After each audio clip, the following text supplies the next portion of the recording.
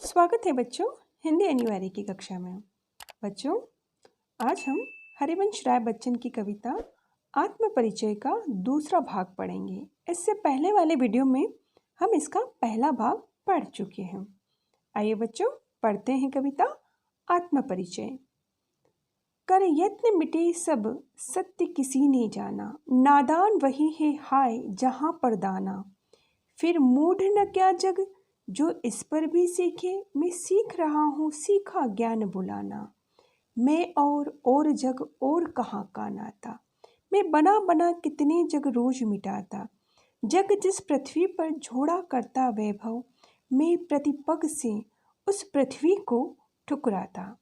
सबसे पहले बच्चों हम इसके शब्दार्थ देखेंगे। यत्न, यत्न का मतलब होता है बच्चों प्रयास, कोशिश। सत्य, सत्य से अभिप्राय है जीवन रूपी सत्य। नादान अज्ञानी, दाना समझदार, मूढ़ मूर्ख, जग संसार, नाता संबंध, वैभव समृद्धि, पृथ्वी धरती, ठुकराता अस्वीकार करना। अब हम इसकी व्याख्या देखेंगे। कर यत्न मिटे सब सत्य किसी ने जाना। वो कह रहे हैं कि इस संसार पर इस जीवन रूपी सत्य को समझने के लिए कितने ही प्रयत्न किए गए और वो सब प्रयत्न करने वाले क्या हो गए, मिट गए, समाप्त हो गए। सत्य किसी ने ना जाना, लेकिन इस जीवन सत्य को कोई भी समझ नहीं पाया, कोई जान नहीं पाया। नादान वही है हाय जहाँ पर दाना। ये कह रहे हैं इस पृथ्वी पर जो व्यक्ति अपने आप को समझदार समझ रहा है, दाना समझ रहा है, ज्ञानी समझ रहा है, वास्तविकता में तो वही क्या है, नादान है, अज्ञानी है। सच्चे ज्ञान के अभाव में उसको साक्षात्कार तो नहीं हो सकता। इस बात को जानकर भी वे क्या बने हुए हैं, अनजान बने हुए हैं। फिर भी वो क्या सीखने की कोशिश कर रहे हैं, सांसारिक ज्ञान को सीखने की कोशिश कर रहे हैं। फिर मूढ़ न क्या जग जो इस पर भी सीखे, तो कह रहे हैं फिर भी वो लोग मूर्ख कहे जा सकते हैं। वो लोग कैसे कहे जा सकते हैं, मूढ़ कहे जा सकते हैं, जो इस सत्य को जानने के बाद भी सीखने का प्रयास, सांसारिक ज्ञान को सीखने का प्रयास कर रहे हैं। वो जानते हैं कि सांसारिक ज्ञान को सीखना, जीवन रूपी सत्य को समझना इतना आसान नहीं है, फिर भी वे अपनी मूर्खता का परिचय देते हुए इस संसार में इस सांसारिक सत्य को सीखने का प्रयास कर रहे हैं। मैं सीख रहा हूँ सीखा ज्ञान बुलाना। और कवि कह रहे हैं कि मैंने इस सत्य को जानने के बाद, मैंने इस जीवन रूपी सत्य को जानने के बाद मैं जो कुछ भी सीखा हूँ उस सीखे हुए ज्ञान को भुलाने की चेष्टा कर रहा हूँ। अर्थात पुरानी बातों को भुलाकर अपने मन के अनुसार चलना सीख रहा हूँ। मैं और यहाँ मैं स्वयं हरिवंश राय बच्चन जी के बारे में है कि मैं और जग और। वो कह रहे हैं कि मैं अलग हूँ और ये जग है वो भी अलग है। कहाँ का नाता, हम दोनों में कोई संबंध नहीं है। अर्थात मेरा स्वभाव, मेरी प्रवृत्ति, मेरे व्यवहार, मेरे आदर्श अलग प्रकार के हैं और इस संसार का स्वभाव, इस संसार की प्रवृत्ति, इस संसार का व्यवहार और इस संसार की दृष्टिकोण अलग प्रकार है। कहाँ का नाता, हम दोनों में किसी भी प्रकार का कोई नाता नहीं है। अर्थात मेरा स्वभाव प्रवृत्ति अलग है और इस संसार की स्वभाव और प्रवृत्ति अलग है। मैं बना बना कितने जग रोज मिटाता। कवि कह रहे हैं कि मैं एक नए आदर्श की रचना करता हूँ और अगर उससे संतुष्ट नहीं होता हूँ तो उसे मिटाकर फिर से नया बनाने का प्रयास करता हूँ। मैं बना बना कितने जग रोज मिटाता। मैं अपनी कल्पनाओं में रोज नए आदर्श रूप के संसार को बनाता हूँ और जब मुझे लगता है कि मैं अपने कार्य से संतुष्ट नहीं हूँ तो मैं उसे मिटा देता हूँ और फिर से नया संसार बनाता हूँ। जग जिस पृथ्वी पर जोड़ा करता वैभव, यहाँ कवि कह रहे हैं कि जिनको वैभव मतलब भौतिक सुख सुविधाएं, समृद्धि। इस संसार पर पृथ्वी के लोग सांसारिक और भौतिक सुखों की जिनको आवश्यकता होती है, वे लोग इस पृथ्वी पर वैभव को जोड़ते हैं, सांसारिक सुखों या भौतिक सुखों को जोड़ते हैं। मैं प्रतिपक्ष से उस पृथ्वी को ठुकराता, लेकिन मुझे इस सांसारिक भौतिक सुखों की कोई आवश्यकता नहीं है। मैं इस तरह के संसार को ठुकरा कर सत्य और प्रेम के पथ पर आगे बढ़ता हूँ। पहले के प्रसंग में भी बच्चों हमने पढ़ा है कि कवि को संसार की जो चाटुकारिता प्रवृत्ति से युक्त लोग हैं वह पसंद नहीं है, और कवि यहाँ कह रहा है कि जो व्यक्ति जिसको सांसारिक सुखों की, सांसारिक भौतिक सुखों की आवश्यकता होती है, समृद्धि की आवश्यकता होती है, वो लोग इस पृथ्वी पर समृद्धि को जोड़ते हैं, लेकिन मुझे उस समृद्धि की, उन भौतिक सुखों की कोई आवश्यकता नहीं है।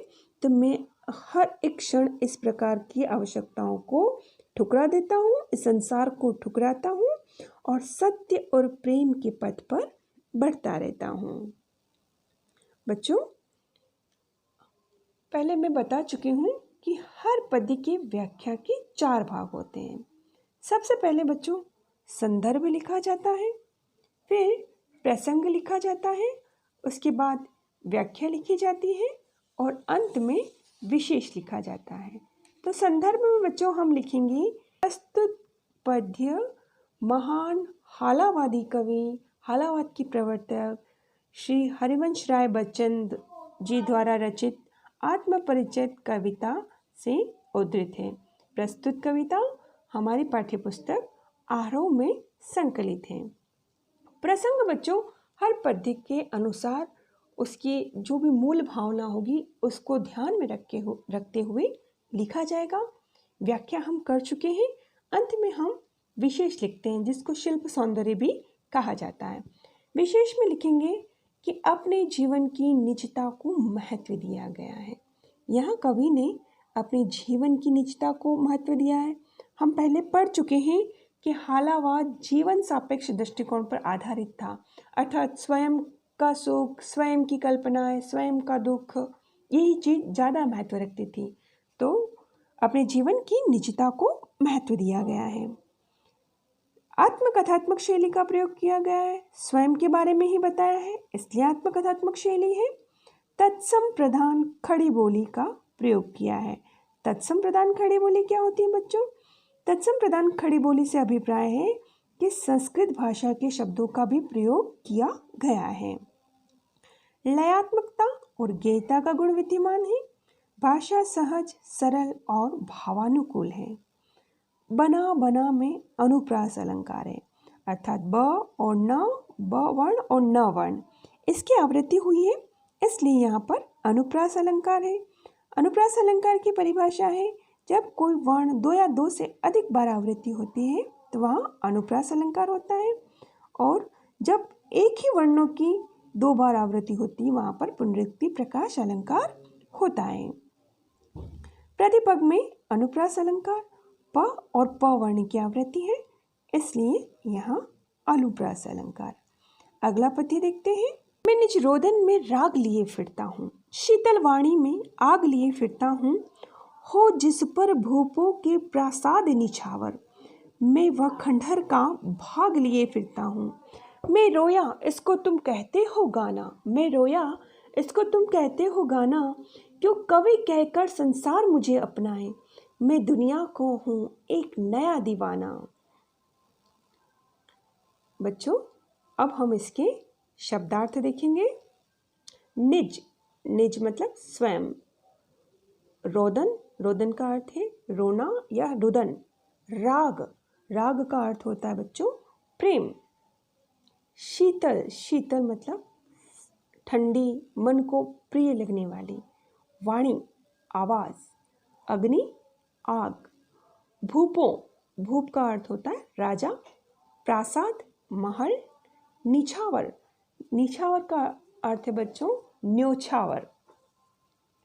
खंडहर, खंडहर का भाग है टूटे फूटे महलों के अंश। गाना, गाना गीत, संसार, दुनिया। दीवाना, किसी को अत्यधिक रूप से चाहना। अब हम इसकी व्याख्या देखेंगे। मैं निज रोदन में राग लिए फिरता हूँ। रोदन में राग, रोने में गीत या रोने में स्वर लहरी या रोने में संगीत। तो यहाँ पर बच्चों विरोधाभास अलंकार है। मैं निज रोदन में राग लिए फिरता हूँ। यहाँ कह रहे हैं कि मेरे रोने में, मेरे रोदन में भी प्रेम भाव छलकता है। मैं अपने गीतों में प्रेम के आंसू बहाता हूँ। शीतल वाणी में आग लिए फिरता हूँ, फिर भी मैं अपनी तीव्र और मधुर वाणी में प्रेम की तीव्र ऊष्मा, आग से अभिप्राय है प्रेम की तीव्र ऊष्मा और वेदना का ताप लिए फिरता हूँ। हो जिस पर भूपों के प्रसाद निछावर, मैं वह खंडहर का भाग लिए फिरता हूँ। यहाँ कवि कह रहे हैं कि मेरे उस प्रेम रूपी भवन का, मेरे उस प्रेम रूपी भवन के जब अब अवशेष रह गए हैं, उसके खंडहर रह गए हैं, मैं उन खंडहरों को, उस प्रेम की यादों को अपने साथ लेकर फिरता हूँ। और मेरे ऐसी प्रेम की यादों पर भूपों के प्रासाद भी न्यौछावर किए जा सकते हैं। अर्थात राजा महाराजाओं के बड़े बड़े महल भी मेरे प्रेम के भग्नावशेष, मेरे प्रेम के अवशेषों पर या मेरे प्रेम के टूटे हुए महल पर वो सभी न्यौछावर किए जा सकते हैं। मैं रोया इसको तुम कहते हो गाना, मैं फूट पड़ा तुम कहते हो छंद बनाना। यहाँ कवि कह रहा है कि मेरे हृदय में दुख और पीड़ा को करुण शब्दों में अभिव्यक्त किया। उस दुख को मैंने अपने हृदय के भावों के साथ व्यक्त किया, तो तुम कहते हो, ये संसार के लोग कहते हैं कि मैंने गीत बना दिया, गाना गीत बना दिया। मैं फूट पड़ा, अर्थात जब वही भावनाएं, मेरे हृदय की वही प्रेम और दुख भरी भावनाएं शब्दों के रूप में फूट पड़ी, तो तुम कहते हो छंद बनाना। तो संसार के लोग कहते हैं कि मैंने बहुत ही सुंदर छंद बना दिया। कवि यहाँ संसार के लोगों से शिकायत कर रहा है कि क्यों कवि कहकर संसार मुझे अपनाए। इस संसार के लोग क्यों मुझे कवि कहकर अपनाना चाहते हैं। मैं दुनिया का हूँ एक नया दीवाना। मैं इस दुनिया में एक दीवाने के रूप में रहना चाहता हूँ, जिसको भौतिक सुख सुविधाओं की कोई आवश्यकता नहीं, जो अपनी ही मस्ती में सरोबार रहे और इस पूरे संसार को प्रेम बांटे। इसका विशेष है बच्चों, अपनी निजता का वर्णन किया गया है। व्यक्ति सापेक्ष दृष्टिकोण का प्रयोग है, वियोग श्रृंगार का प्रयोग है। पूरे छंद में कवि अपने दुख को, अपने हृदय की पीड़ा को अभिव्यक्त कर रहा है। और ये दुख किसका है? अपने किसी विशेष प्रिय से दूर होने का दुख है। शीतलवाणी में आग, यहाँ विरोधाभास अलंकार है। वास्तविक विरोध न होते हुए भी विरोध का आभास होता है, वहाँ विरोधाभास अलंकार होता है। भाषा सहज, सरल और भावानुकूल है। तत्सम प्रदान खड़ी बोली का प्रयोग किया गया है। अगला पद्य देखेंगे। मैं दीवानों का वेश लिए फिरता हूँ, मादकता निशेष लिए फिरता हूँ, जिसको सुनकर जग झूमे झुके लहराए, मैं मस्ती का संदेश लिए फिरता हूँ। मादकता का अभिप्राय है प्रेम का नशा, निशेष मतलब संपूर्णता। मैं दीवानों का वेश लिए फिरता हूँ। कवि यहाँ कह रहा है कि मैं इस दुनिया में एक दीवाने की तरह रहता हूँ, अर्थात मुझे इस संसार की चाटुकारिता से कोई लेना देना नहीं, मुझे इस संसार की भौतिक सुख सुविधा जो वैभव है उसकी कोई आवश्यकता नहीं। मैं दीवानों की तरह अपनी ही मस्ती में सरोबार, प्रेम में सरोबार होकर घूमता हूँ। मैं मादकता निशेष लिए फिरता हूँ। और मैं मादकता किसकी? प्रेम की मादकता, निशेष संपूर्ण। मैं अपने हृदय में संपूर्ण प्रेम मादकता को अपने साथ लिए फिरता हूँ, अर्थात मैं पूरे ही दिन प्रेम के मादकता में रहता हूँ, प्रेम नशे में रहता हूँ। जिसको सुनकर जग झूमे झुके लहराए, मैं मस्ती का संदेश लिए फिरता हूँ। कवि यहाँ कह रहा है कि मैं इस संसार के लोगों के लिए मस्ती का संदेश लेकर घूम रहा हूँ, प्रेम का संदेश लेकर घूम रहा हूँ। जिस संदेश को सुनकर इस संसार के लोग आनंद से झूमे झुके लहराए, उस प्रेम संदेश को सर्वत्र फैलाए, इस प्रकार के प्रेम संदेश को मैं अपने साथ लेकर घूम रहा हूँ।